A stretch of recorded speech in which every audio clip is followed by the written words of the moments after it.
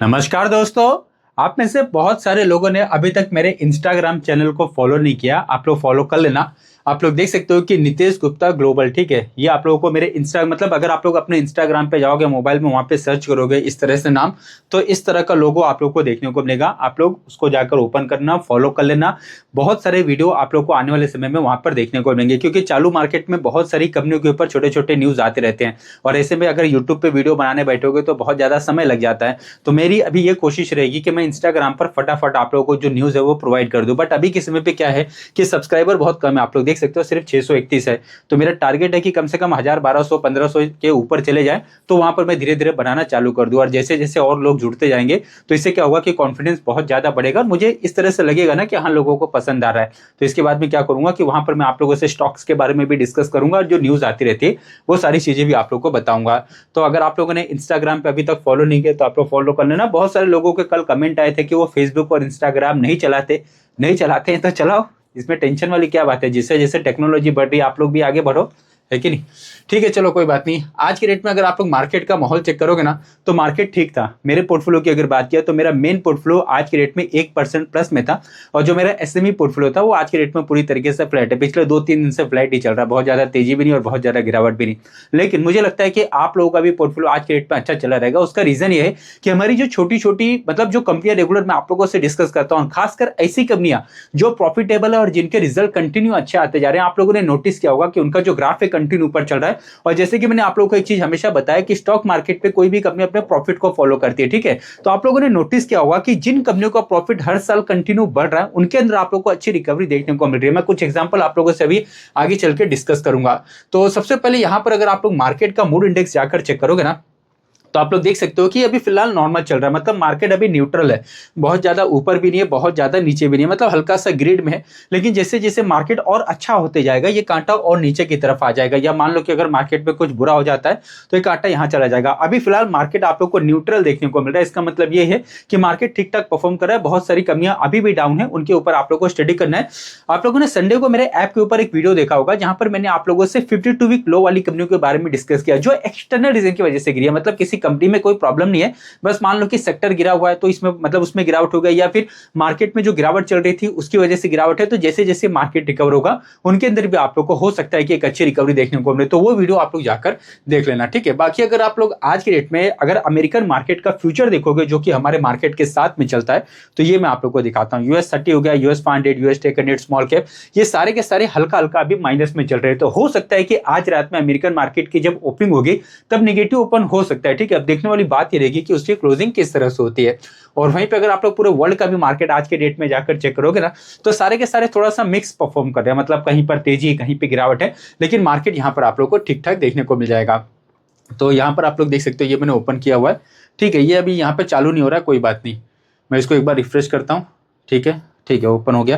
तो आप लोग ये देखो कि यहाँ पर जो ब्राजील का मार्केट है ये लगभग आप लोग को ½ डाउन देखने को मिलेगा। जर्मनी हो गया या फिर बाकी जो यूरोप का मार्केट है ये आप लोग को डाउन देखने को मिलेगा, ठीक है। तो यूरोप के मार्केट में तो प्रेशर चल रहा है। रशिया की अगर बात की तो रशिया का मार्केट लगभग ½ प्लस में, टर्की का मार्केट भी प्लस में चल रहा है, इसराइल का मार्केट प्लस में, सऊदी का मार्केट प्लस में, जापान की अगर बात की जाए तो जापान का मार्केट भी प्लस में चल रहा है। ऑस्ट्रेलिया, न्यूजीलैंड आप लोग देख सकते हो कि ये लगभग ½ माइनस में है। और अगर आप लोग चाइना का मार्केट चेक करोगे तो ये थोड़ा सा मिक्स परफॉर्म कर रहा है। ताइवान की अगर बात की जाए तो 2.5% यहाँ पर आप लोग को तेजी देखने को मिल रही है। और कोरिया का जो मार्केट है लगभग 2% आप लोग को डाउन देखने को मिलेगा। तो मतलब ओवरऑल देखा जाए ना तो यहाँ पर आप लोगों को मार्केट का थोड़ा सा मिक्स परफॉर्मेंस देखने को मिल रहा है।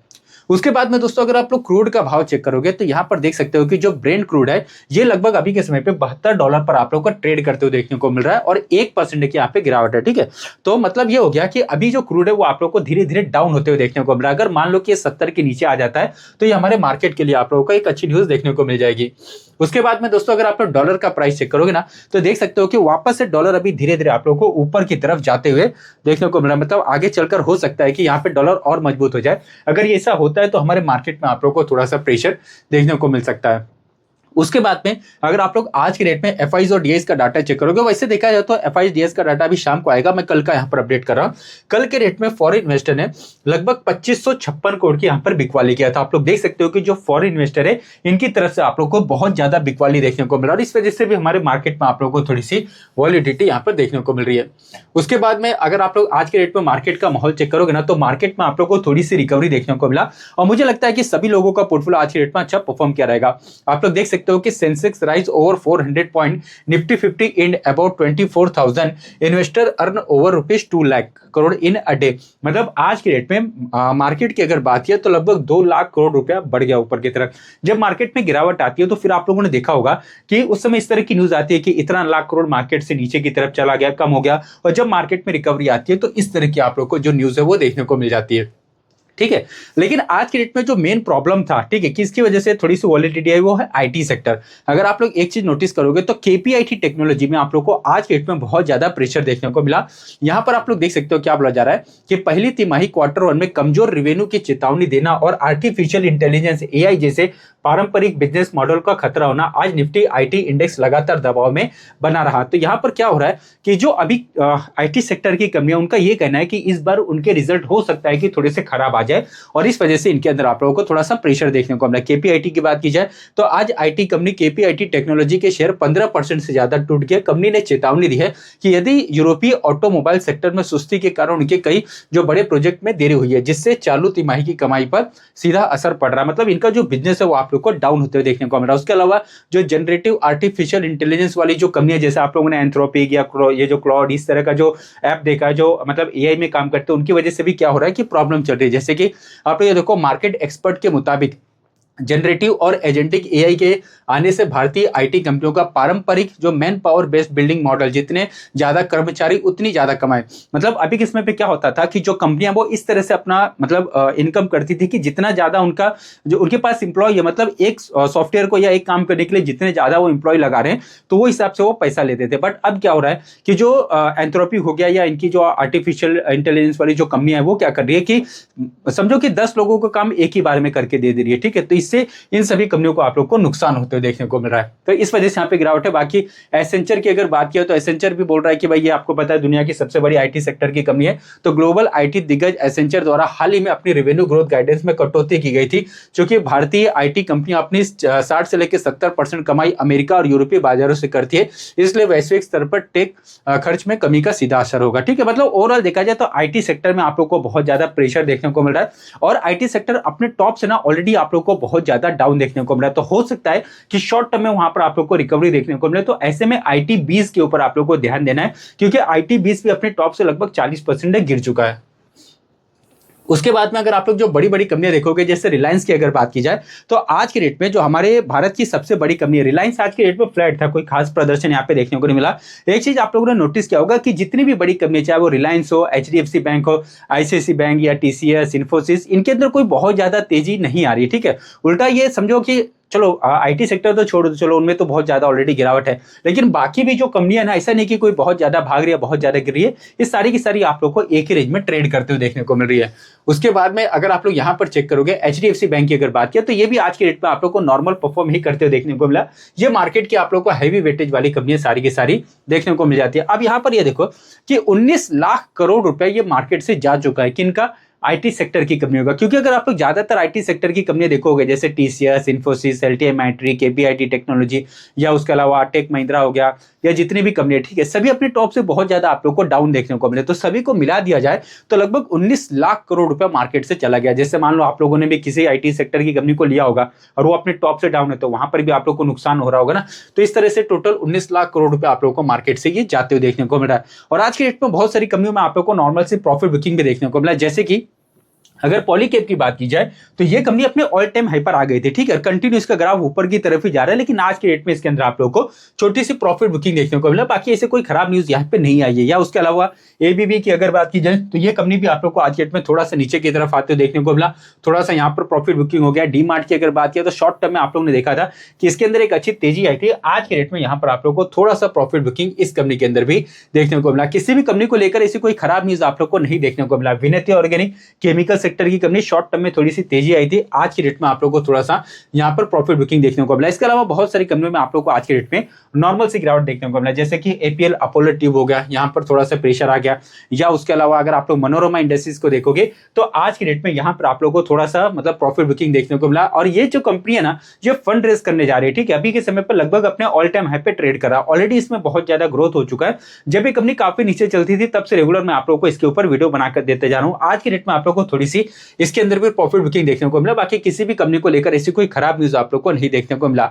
या उसके अलावा अगर आप लोग सेक्सॉफ्ट को भी चेक करोगे ना, एक चीज नोटिस करो कि जो छोटी छोटी आईटी सेक्टर की कंपनियां ना, उनके अंदर आप लोग को अच्छी रिकवरी देखने को मिल रहा है। अब ये जो कंपनी शॉर्ट टर्म में ये भी अच्छा चला था, आज की डेट में आप लोगों को इसके अंदर थोड़ी सी प्रॉफिट बुकिंग देखने को मिला। उसके अलावा टेगा इंडस्ट्रीज की बात की जाए तो ये कंपनी भी कंटिन्यू अच्छा ही प्रदर्शन कर रही है। आज की डेट में यहाँ पे थोड़ी सी गिरावट हो गया। हिताची की अगर बात की जाए तो ये कंपनी भी शॉर्ट टर्म में बहुत ज्यादा भाग गई थी। पिछले 5 साल में इसका ग्रोथ जाकर चेक करोगे तो ऑलरेडी बहुत ज्यादा ग्रोथ है। तो जब मार्केट में गिरावट चल रही थी तो बहुत सारी कंपनी अपने टॉप से डाउन थे, ठीक है, और फिर उनके अंदर शॉर्ट टर्म में आप लोगों को एक अच्छी तेजी देखने को मिला। तो मतलब बहुत सारी ऐसी कंपनियां जो अपने टॉप से थोड़ा सा रिलैक्स हो रही है। बाकी ऐसे किसी कंपनी को लेकर कोई खराब न्यूज आप लोग को नहीं देखने को मिलेगा। जैसे कि एक्सिकॉम की अगर बात किया तो कल के रेट में आप लोगों ने देखा होगा कि जो एक्सिकॉम है शॉर्ट टर्म में अच्छा भागा था। आज के रेट में इसके अंदर आप लोगों को थोड़ा सा प्रॉफिट बुकिंग देखने को मिला। Same to same JNK India की अगर बात की तो रेगुलर मैं आप लोगों से इसमें भी डिस्कस करता हूं, थोड़ी सी यहाँ पे गिरावट हो गया। या उसके अलावा अगर आप लोग टीडी पावर सिस्टम को देखोगे तो यहाँ पे थोड़ी सी मतलब गिरावट देखने को मिला। या अगर आप लोग बाकी कंपनी को चेक करोगे जैसे कि सात्विक ग्रीन एनर्जी की अगर बात की जाए तो यहाँ पर आप लोग को आज के डेट में थोड़ा सा मतलब प्रॉफिट बुकिंग देखने को मिला। या उसके अलावा यूनिमेक एरोस्पेस को अगर आप लोग देखोगे तो इसके अंदर आप लोग को थोड़ी सी गिरावट देखने को मिला। ये सारी की सारी कंपनियां रेगुलर मैं आप लोगों से डिस्कस करता हूं। अगर आप लोग यूनिमेक की बात की जाए या क्वालिटी पावर की बात की तो इन सभी कंपनियों ने शॉर्ट टर्म में आप लोग को एक अच्छा रिटर्न बनाकर दिया था और इस वजह से यहाँ पर आप लोग को थोड़ी सी गिरावट देखने को मिला। लेकिन आज के डेट में एक कंपनी के ऊपर आप लोग को अपडेट देखने को मिल रहा है कि डाटा सेंटर का डिमांड जैसे कि आपको पता है बहुत ज्यादा बढ़ते जा रहा है, ठीक है, बहुत सारी कंपनियां डाटा सेंटर में भी आप लोग को काम करते हुए देखने को मिल रही है। और ऐसे में एक कंपनी है जिसका नाम है विक्रांत इंजीनियरिंग लिमिटेड। आप लोग देख सकते हो इनका क्या कहना है कि Vikrant engineering project 7,500 crore revenue by FY31, मतलब इनका टारगेट है कि 2031 तक इनका जो रेवेन्यू है वो लगभग 7,500 करोड़ तक जा सकता है। और वो भी किसमें, डाटा सेंटर। मतलब अब ये कंपनी भी आप लोग को डाटा सेंटर में आते हुए देखने को मिल रही है और इसको मार्केट में आकर अभी बहुत ज्यादा समय नहीं हुआ है। इस कंपनी को भी रेगुलर मैं आप लोगों से डिस्कस करते रहता हूं। अब यहाँ पर अगर आप लोग चेक करोगे ना तो Vikrant engineering bag ₹3,500 crore project आज डाटा सेंटर पोस्ट, ठीक है, देख सकते हो लगभग 3,500 करोड़ रुपए का डाटा सेंटर के लिए इस कंपनी को यहाँ पर एक अच्छा ऑर्डर भी मिला हुआ है। उसके अलावा अगर आप लोग बाकी भी डिटेल अगर इस कंपनी के बारे में मैं आप लोगों को बताऊं ना तो बहुत सारी चीजें हैं। अभी मतलब इसका डाटा सेंटर का सेक्टर नहीं, ठीक है, अभी ये किसी दूसरे सेक्टर में काम करती है। लेकिन आप लोग ये देखो क्या बोला जा रहा है कि 3,517 करोड़ का मेगा सोलर ऑर्डर, ठीक है। तो कंपनी के लिए हाल ही में सबसे बड़ी खबर यह रही कि इसने एनओपीएल सोलर प्रोजेक्ट प्राइवेट लिमिटेड से लगभग 3,517 करोड़ का एक विशाल टंकी ईपीसी जो मतलब प्रोजेक्ट है वो इनको मिला हुआ है। 3,500 करोड़ का ऑर्डर मिला जो कि काफी आप लोग को बड़ा देखने को मिलेगा। इस ऑर्डर के तहत महाराष्ट्र के विभिन्न स्थानों पर 969 megawatt AC solar power project का विकास किया जाएगा। कहने का मतलब है कि सोलर सेक्टर में इस कंपनी का बिजनेस है। लेकिन अब ये कंपनी आप लोग को डाटा सेंटर में भी जाते हुए देखने को मिले। जैसे कि यहाँ पर जो न्यूज है वो मैं आप लोगों को थोड़ा सा डिटेल में बताता हूँ। कंपनी के फंडामेंटल भी आप लोग को अच्छे देखने को मिलेंगे। आप ये देखो कि 7,500 करोड़ का रेवेन्यू टारगेट विक्रांत इंजीनियरिंग ने FY31 तक 7,500 करोड़ का राजस्व हासिल करने का महत्वाकांक्षी लक्ष्य रखा है। ग्रोथ इंजन की अगर बात किया तो कंपनी अपने पारंपरिक पावर ट्रांसमिशन बिजनेस से हटकर अब डाटा सेंटर इंफ्रास्ट्रक्चर को अपना मुख्य ग्रोथ ड्राइवर बना रही है। तो ऑलरेडी पावर सेक्टर में इस कंपनी का बिजनेस है, बट अभी आप लोग को डाटा सेंटर में भी जाते हुए देखने को मिल रही है। इस नए सेक्टर की डिजाइन बिल्ड परियोजनाओं को संभालने के लिए कंपनी ने अपने इलेक्ट्रिकल इंजीनियरिंग डिवीजन में नए जो वर्क फोर्स है वो शामिल कर दिया, ठीक है। बाकी सारी नॉर्मल यूज है और कंटिन्यू इसको बहुत सारे ऑर्डर मिलते रहते हैं। तो इस कंपनी को आप लोग स्टडी कर लेना। अगर मैं आप लोगों से इस कंपनी के सेल्स और प्रॉफिट के बारे में डिस्कस करूं ना तो आप लोग ये देखो कि इसका जो सेल्स था 2020 में 441 करोड़ था, बाद में 336 कम हो गया, लेकिन उसके बाद में 476, 524, 786, 916, 1249, मतलब हर साल आप लोग देख सकते हो कि कंपनी का जो सेल्स है उसमें आप लोग को एक अच्छी ग्रोथ देखने को मिलेगी। और कंपनी के अगर नेट प्रॉफिट की बात किया तो 17 था, 17 से कम हो गया, 10 हो गया, लेकिन 10 से बढ़कर 43 हो गया, फिर 75 हो गया, 78 हो गया, 92 हो गया। तो यहां पर आप लोग देख सकते हो कि हर साल इस कंपनी के अंदर आप लोगों को एक अच्छी खासी जो ग्रोथ है वो देखने को मिल जाएगी। और अगर आप लोग बाकी डिटेल भी अगर चेक करोगे जैसे कि होल्डिंग्स की अगर बात की जाए तो वो मैं आप लोगों को यहाँ पे दिखाता हूँ। आप ये देखो जो शेयर होल्डिंग पैटर्न में यहाँ पर प्रोमोटर्स के पास में 56% है की हिस्सेदारी, एफआईज लगभग 1.25%, डीआईज की बात की तो लगभग 7%। तो इस कंपनी को आप लोग स्टडी कर लेना। डाटा सेंटर का डिमांड बहुत ज्यादा बढ़ रहा है, तो आगे चलकर हो सकता है कि इसके अंदर भी आप लोग को अच्छी ग्रोथ देखने को मिल जाए। वैसे देखा जाए तो अभी के समय पे बहुत ज्यादा ग्रोथ आप लोगों को इस कंपनी में नहीं देखने को मिला। बाकी आज के डेट में एसआरएफ लिमिटेड की बात करें तो इसने भी अच्छा प्रदर्शन किया हुआ है, या अगर आप लोग होम फर्स्ट फाइनेंस को जाकर चेक करोगे तो आज के डेट में इसके अंदर आप लोग को अच्छी रिकवरी देखने को मिला। आज के डेट में एफएमसीजी जो कंपनियां है, जैसे कि अगर आप लोग देखोगे ब्रिटानिया हो गया, डाबर हो गया, या मारिको हो गया, नेस्ले हो गया, इनके अंदर भी आप लोगों को आज डेट में अच्छी खासी रिकवरी देखने को मिला। वैसे देखा जाए तो ये सारे के सारे डिफेंसिव कंपनियां हैं, बहुत ज्यादा इनमें ग्रोथ नहीं आती, ये धीरे धीरे आप लोगों को बढ़ते हुए देखने को मिल जाता है। हिंदुस्तान यूनिलीवर हो गया, इस तरीके जो कंपनियां उन्होंने आज के डेट में अच्छा प्रदर्शन किया। वैसे अगर आप लोगों को याद होगा, मैं रेगुलर आप लोगों से केमिकल सेक्टर की कंपनियों के बारे में भी डिस्कस करते रहता हूं। तो आज के डेट में अल्काइल अमाइन की बात की तो इसने भी अच्छा प्रदर्शन किया। एशियन पेंट, जैसे जैसे देखो अगर क्रूड के भाव नीचे की तरफ गिरते जा रहे हैं, ठीक है, तो जो केमिकल सेक्टर है या फिर जो पेंट सेक्टर है या टायर सेक्टर है या प्लास्टिक सेक्टर है, इनको बहुत ज्यादा बेनिफिट मिलेगा, और इस वजह से इनके अंदर भी धीरे धीरे आप लोग को अच्छी खासी रिकवरी देखने को मिल रहा है। उसके बाद में एंजल वन की बात की तो जैसे जैसे मार्केट अभी अच्छा करेगा, आज के डेट में इसके अंदर भी तेजी देखने को मिला, तो लोग वापस से मार्केट में आएंगे, डीमेट अकाउंट बहुत सारे ओपन होंगे, उससे कि इस कंपनी को भी आप लोग को अच्छा खासा बेनिफिट देखने को मिल सकता है। हम यहाँ पे बालाजी एमाइंस के अंदर भी आप लोग को आज के डेट में अच्छी खासी तेजी देखने को मिला। तो ये जो सारी की सारी कंपनियां ना शॉर्ट टर्म में आप लोगों को अच्छा खासा प्रदर्शन करते देखने को मिला। ब्रिटानिया की अगर बात करें तो ब्रिटानिया यहाँ पर अच्छा प्रदर्शन कर रहा है, या अगर आप लोग सीडीएसएल को देखोगे तो सीडीएसएल का भी डिमांड आप लोगों को अभी बहुत ज्यादा बढ़ते हुए देखने को मिल रहा है। तो इस कंपनी को भी यहाँ पर आप लोग चाहो तो यहाँ मतलब स्टडी कर सकते हैं। या उसके अलावा वीवीएल की अगर बात की तो कंटिन्यू ये कंपनी भी आप लोग को अच्छा परफॉर्म करते हुए देखने को मिल रही है। ये सारी की सारी मतलब एफएमसीजी टाइप की कंपनियां है। वहीं पे माजगांव डॉकिया डिफेंस सेक्टर की आप लोग को ये कंपनी देखने को मिलेगी। आज के डेट में यहाँ पर अच्छा प्रदर्शन था। फेयरकेम ऑर्गेनिक ये भी केमिकल सेक्टर की कंपनी, ये अपने टॉप से बहुत ज्यादा गिरी है, लेकिन जैसे जैसे क्रूड के भाव अब नीचे की तरफ आ रहे हैं, इस कंपनी के अंदर भी आप लोगों को एक अच्छी रिकवरी देखने को मिल रहा है। तो इसके ऊपर आप लोगों को फोकस बना के रखना है, ठीक है। फेयरकेम ऑर्गेनिक इस कंपनी का नाम है। या अगर आप लोगों ने मध्य भारत एग्रो देखा होगा कि जैसे जैसे अभी बारिश आ गई, ठीक है, तो ये जो स्टॉक है, या फिर एक और इसी की एक और कंपनी है, ठीक है, कौन सी, तो कृष्णा फोस्केम, तो दोनों अभी अपने ऑल टाइम हाई पे चल रहा है। खाद बनाने का कंपनियां काम करती है, ये भी अपने ऑल टाइम हाई पे ट्रेड कर रही है। कृष्णा फोस्केम की बात करें तो वो कंपनी भी आप लोग को अच्छा प्रदर्शन करते हुए देखने को मिल रही है, और इन सभी कंपनियों को मैं काफी पुराने समय से रेगुलर आप लोगों से डिस्कस करते आ रहा हूं। यहां पर आप लोग देख सकते हो वारे रेनोबल की अगर बात किया तो कंटिन्यू आप लोगों को इसका भी अच्छा खासा ग्रोथ देखने को मिल जाएगा। कॉनकोर कंट्रोल सिस्टम की बात की तो ये एक एसएमई कंपनी है, कंटिन्यू अगर आप लोग इसका ग्राफ चेक करोगे तो ये भी आप लोग को अच्छा खासा प्रदर्शन करते हुए देखने को मिलेगा। या उसके अलावा बहुत सारी कंपनियों में आप लोग को आज के डेट में अच्छी तेजी देखने को मिला। साइन पोस्ट इंडिया हो गया, या उसके अलावा आप लोग देख सकते हो हेक्सावेयर की अगर बात की जाए तो इससे रिलेटेड अपडेट आया कि Hexaware technology share jump 7% on new AI ops platform launch. तो इन्होंने आर्टिफिशियल इंटेलिजेंस का एक नया प्लेटफॉर्म लॉन्च किया है,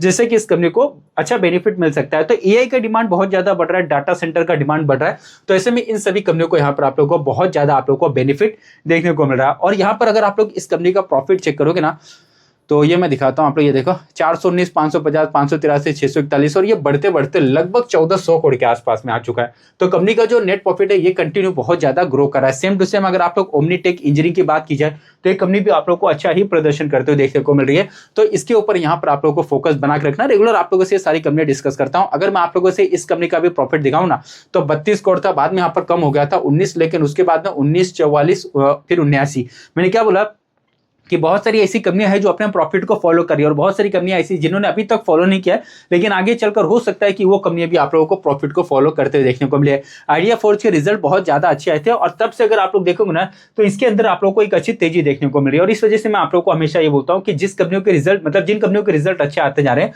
उनके ऊपर आप लोगों को स्टडी करके रखना है। एरोफ्लेक्स की अगर बात की जाए तो ये कंपनी अभी आप लोगों को अपने ऑल टाइम हाई पे ट्रेड करते हुए देखने को मिले। रेगुलर मतलब काफी पुराने समय से इसके ऊपर भी आप लोगों को वीडियो बना के देते जा रहा हूँ। आप लोगों को याद होगा बीएलएस ई सर्विसेज, जब ये कंपनी अपने टॉप से बहुत ज्यादा डाउन थी, और इसका अगर आप लोग चार्ट जाकर चेक करोगे ना तो इससे एक डबल बॉटम बनाया, ठीक है, डबल बॉटम बनाया, और उसके बाद में फिर आप लोगों को एक अच्छी रिकवरी देखने को मिला। और उस समय भी मतलब मैंने आप लोगों को ये बताया था कि अगर आप लोग इसका भी ईयरली प्रॉफिट चेक करोगे ना तो प्रॉफिट में आप लोगों को एक अच्छी ग्रोथ देखने को मिलेगा। जैसे कि आप लोग ये देखो कि 3 करोड़ का प्रॉफिट था, बाद में 5 हो गया, फिर 20 हो गया, फिर यहाँ पे 34 हो गया, 59 हो गया, 69 हो गया, मतलब हर साल कंपनी का प्रॉफिट बढ़ रहा है, ठीक है। लेकिन इसने अभी तक अपने प्रॉफिट को फॉलो नहीं किया था, लेकिन बाद में क्या हुआ कि इसने अपना डबल बॉटम बॉटम बनाया और अब ये कंपनी धीरे धीरे अपने प्रॉफिट को फॉलो कर रही है। तो आज नहीं तो 6 महीने बाद, 1 साल बाद, 2 साल बाद, 5 साल बाद कभी ना कभी कंपनी अपने प्रॉफिट को फॉलो करती है। तो इस वजह से जो प्रॉफिटेबल कंपनी अपने टॉप से डाउन होती है उनको आप लोग को स्टडी करना होता है, ठीक है। और ये कंपनी ऐसा नहीं कि बहुत ज्यादा चल गई है, अभी भी अपने टॉप से आप लोग को बहुत ज्यादा डाउन देखने को मिलेगा। उसके अलावा क्रोनोक्स लैब की अगर बात की जाए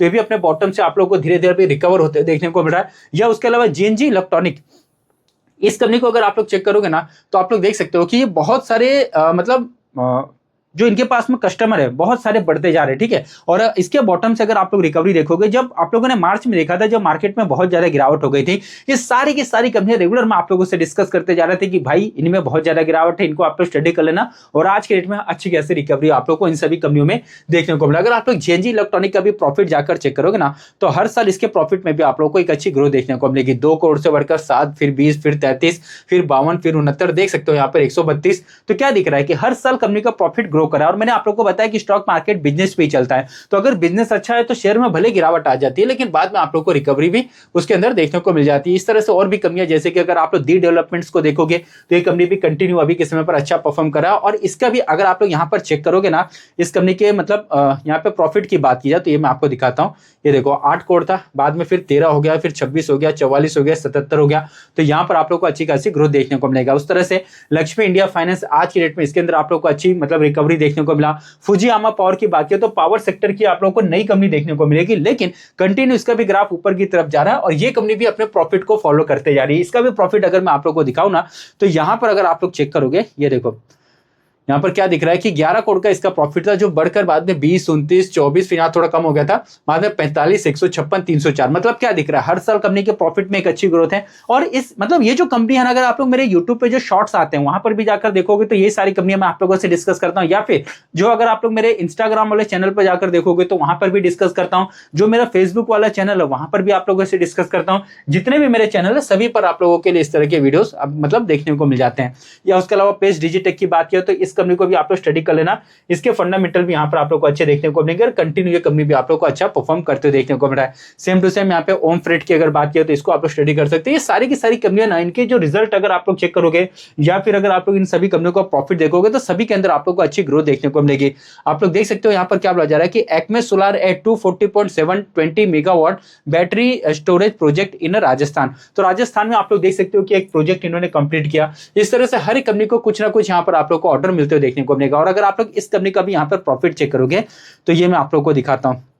ये देखो यहाँ पे कितना था, 15 था, फिर 15 से 62, फिर यहाँ माइनस में चला गया, उसके बाद में अभी प्लस माइनस, ठीक है। इसके अंदर आप लोग को थोड़ी सी वॉलिडिटी देखने को मिल जाएगा। बाकी जैगल प्रीपेड की अगर बात की तो ये कंपनी भी अपने टॉप से बहुत ज्यादा डाउन है और ये अपने सपोर्ट पे चल रहा है, इसको आप लोग स्टडी कर सकते हैं। या उसके अलावा डीपी आभूषण की बात की जाए तो इसके फंडामेंटल भी आप लोग को अच्छे देखने को मिलेंगे। आज के डेट में इसके अंदर आप लोग को अच्छी तेजी मतलब देखने को मिलेगा। या स्कोडा ट्यूब की बात की तो ये कंपनी भी धीरे धीरे आप लोग को रिकवर होते हुए देखने को मिल रहा है। या अगर आप लोग बाकी भी इस तरह से कंपनी देखोगे, जैसे ओम पावर ट्रांसमिशन की बात की जाए तो ये कंपनी भी कंटिन्यू आप लोग को अच्छा प्रदर्शन करते हुए देखने को मिले। तो इस तरह से और भी बहुत सारी छोटी छोटी कमियां जिनके अंदर आप लोग को अच्छी ग्रोथ देखने को मिले, तो इनको आप लोग स्टडी कर लेना। तो दोस्तों अभी तक आप लोगों ने मेरे इंस्टाग्राम पेज को फॉलो नहीं किया तो आप लोग फॉलो कर लेना। देख सकते हो नितेश गुप्ता ग्लोबल रिपोर्ट आप लोग को ये नाम देखने को मिलेगा, इसको आप लोग सर्च कर लेना। और उसके अलावा अभी तक आप लोगों ने मेरे यूट्यूब चैनल को सब्सक्राइब नहीं किया तो आप लोग इसको भी सब्सक्राइब कर लेना। तो इस वीडियो में मैंने आप लोगों से जितने भी कंपनी डिस्कस किया, किसी भी कंपनी को आप लोग को बाय और सेल करने का कोई रिकमेंडेशन नहीं दिया, किसी भी प्रकार का इन्वेस्टमेंट एडवाइस नहीं दिया। ये वीडियो सिर्फ मैंने आप लोग को एजुकेशनल पर्पज से बना कर दिया। स्टॉक मार्केट में बहुत ज्यादा रिस्क होता है, कोई भी डिसीजन लेने से पहले अपने फाइनेंशियल एडवाइजर से एक बार जाकर जरूर सलाह ले लेना। तो इस वीडियो को मैं क्लोज करता हूं, अब मैं आप लोगों को मिलूंगा अपने अगले वीडियो में, तब तक के लिए धन्यवाद।